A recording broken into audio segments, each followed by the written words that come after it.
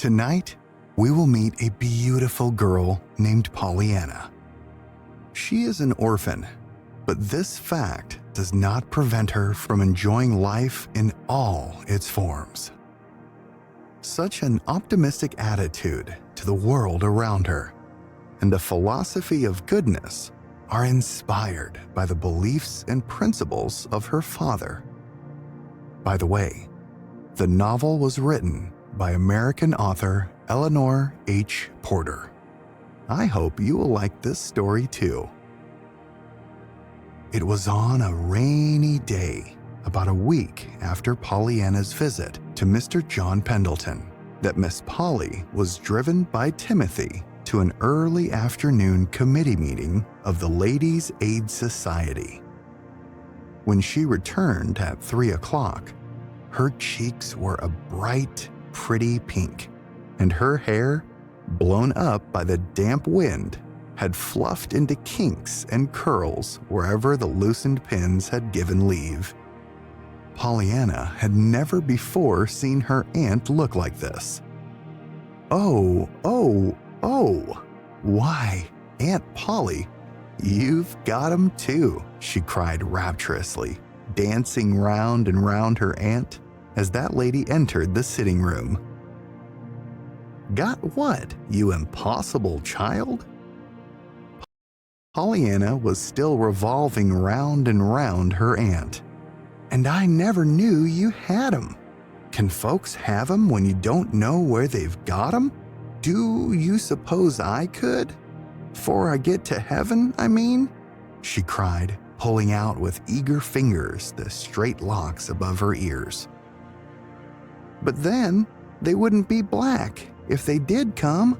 You can't hide the black part. Pollyanna, what does all that mean? Demanded Aunt Polly, hurriedly removing her hat and trying to smooth back her disordered hair. No, please, Aunt Polly. Pollyanna's jubilant voice turned to one of distressed appeal. Don't smooth them out. It's those that I'm talking about. Those darling little black curls. Oh, Aunt Polly, they're so pretty. Nonsense. What do you mean, Pollyanna, by going to the Ladies' Aid the other day in that absurd fashion about that beggar boy? But it's nonsense, urged Pollyanna, answering only the first of her aunt's remarks. You don't know how pretty you look with your hair like that. Oh, Aunt Polly, please. Mayn't I do your hair like I did Miss Snow's and put in a flower? I'd so love to see you that way. Why, you'd be ever so much prettier than she was. Pollyanna! Miss Polly spoke very sharply. All the more sharply because Pollyanna's words had given her an odd throb of joy. When before had anybody cared how she or her hair looked? When before had anybody loved to see her pretty? Pollyanna, you did not answer my question. Why do you go to the Ladies' Aid in that absurd fashion? Yes, I know, but please, I didn't know it was absurd until I went out and found out they'd rather see their report grow than Jimmy.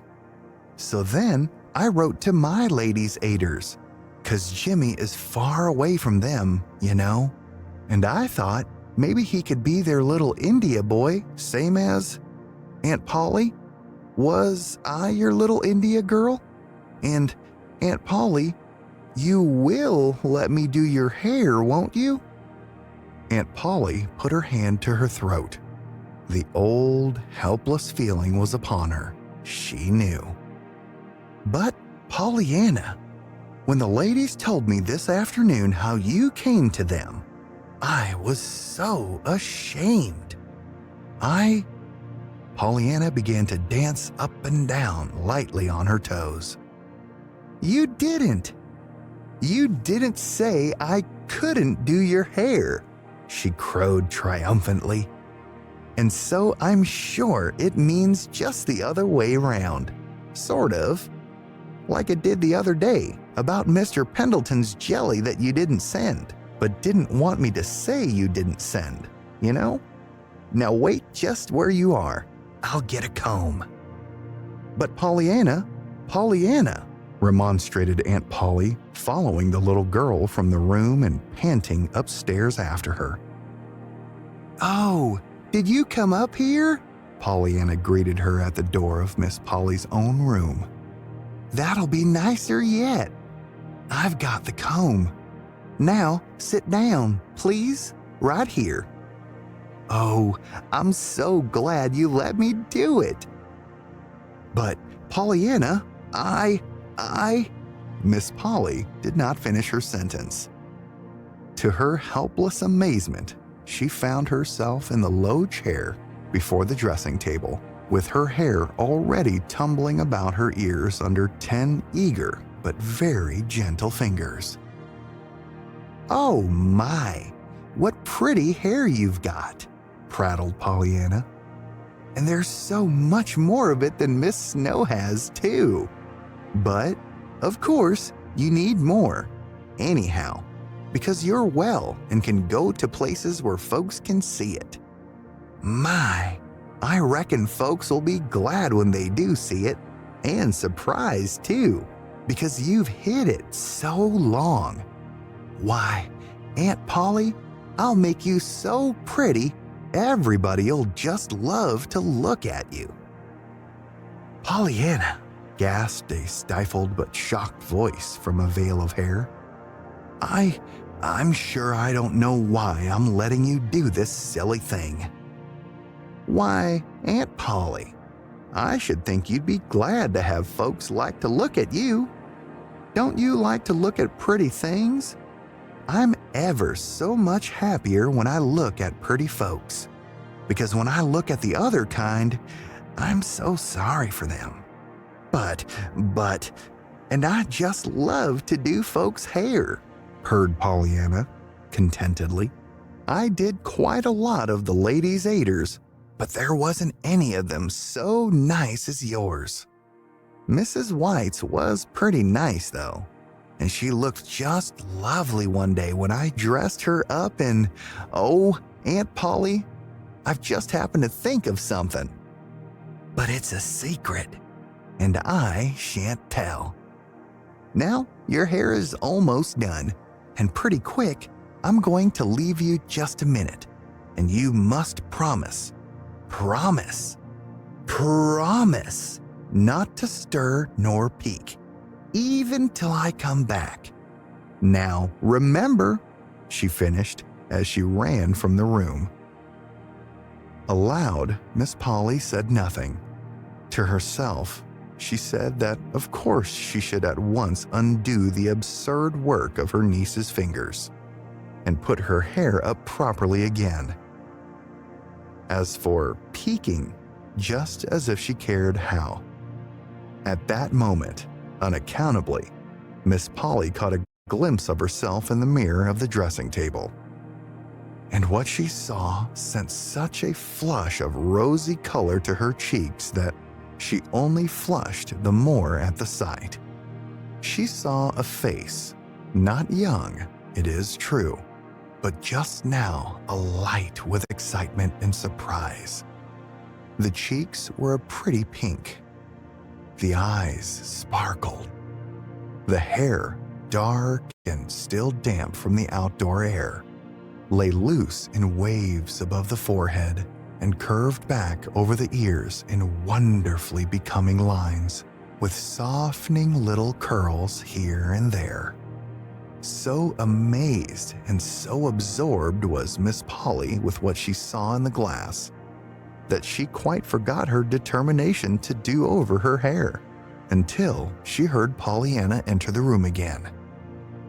Before she could move, then she felt a folded something slipped across her eyes and tied in the back. Pollyanna, what are you doing?" she cried. Pollyanna chuckled.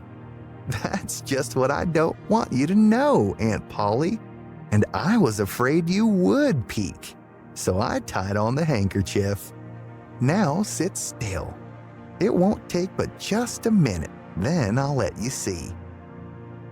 "But, Pollyanna," began Miss Polly, struggling blindly to her feet, "you must take this off. You... child, what are you doing?" she gasped as she felt a soft something slipped about her shoulders.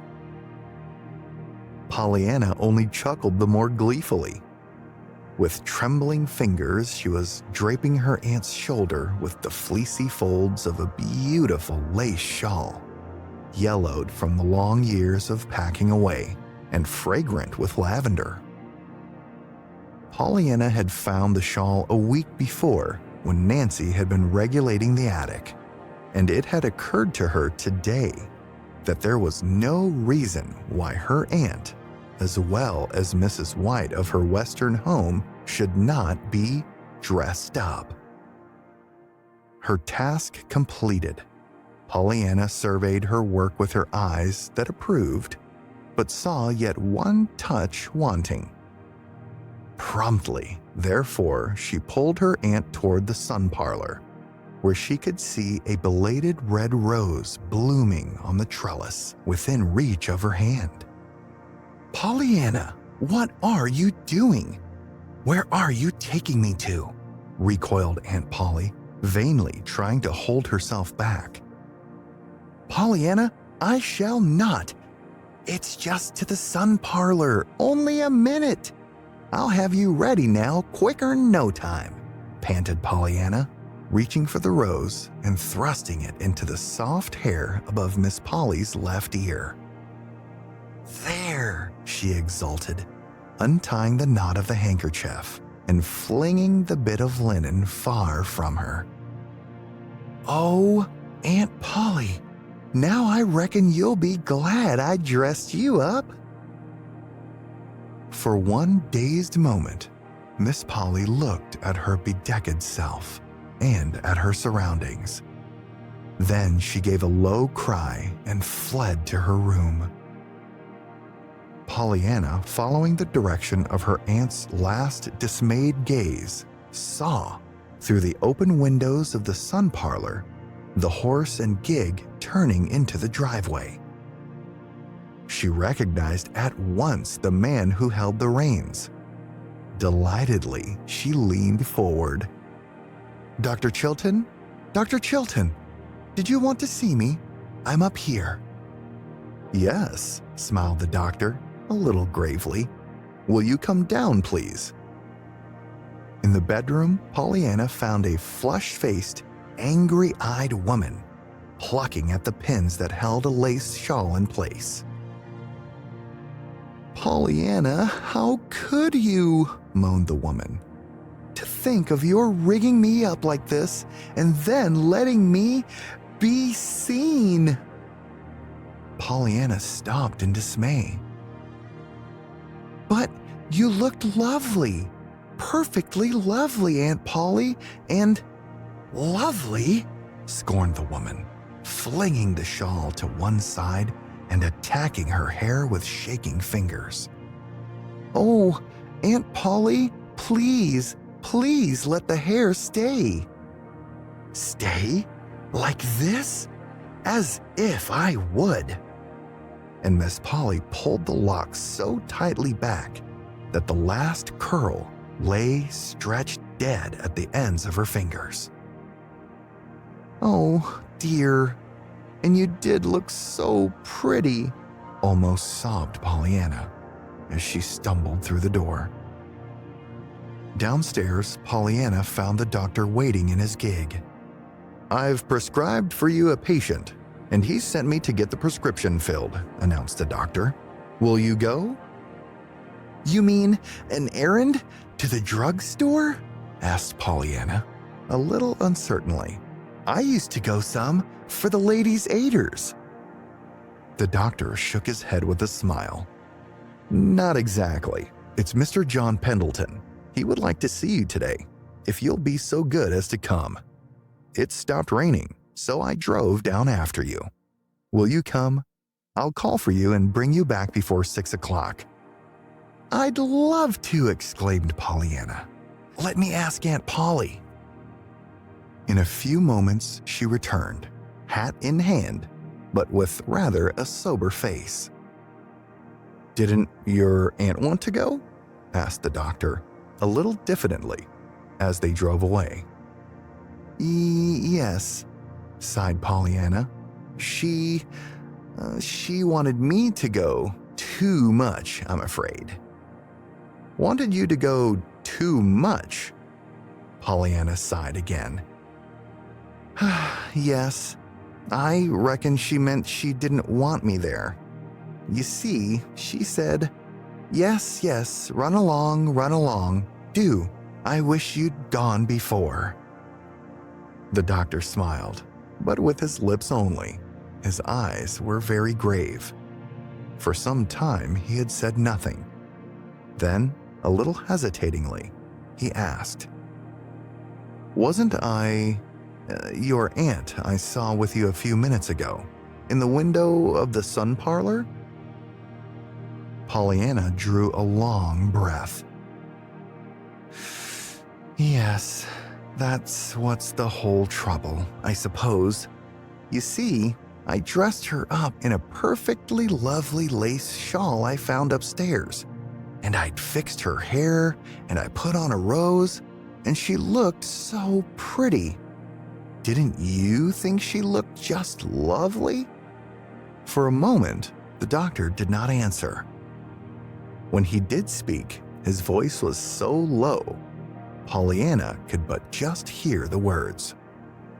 "Yes, Pollyanna. I thought she did look, just lovely." "Did you? I'm so glad. I'll tell her," nodded the little girl contentedly. To her surprise, the doctor gave a sudden exclamation. "Never, Pollyanna. I'm afraid I shall have to ask you not to tell her that." "Why, Dr. Chilton, why not? I should think you'd be glad." "But she might not be," cut in the doctor. Pollyanna considered this for a moment. "That's so, maybe she wouldn't," she sighed. "I remember now. 'Twas 'cause she saw you that she ran. And she spoke afterwards about her being seen in that rig." "I thought as much," declared the doctor under his breath. "Still, I don't see why," maintained Pollyanna, "when she looked so pretty." The doctor said nothing. He did not speak again, indeed, until they were almost to the great stone house, in which John Pendleton lay with a broken leg.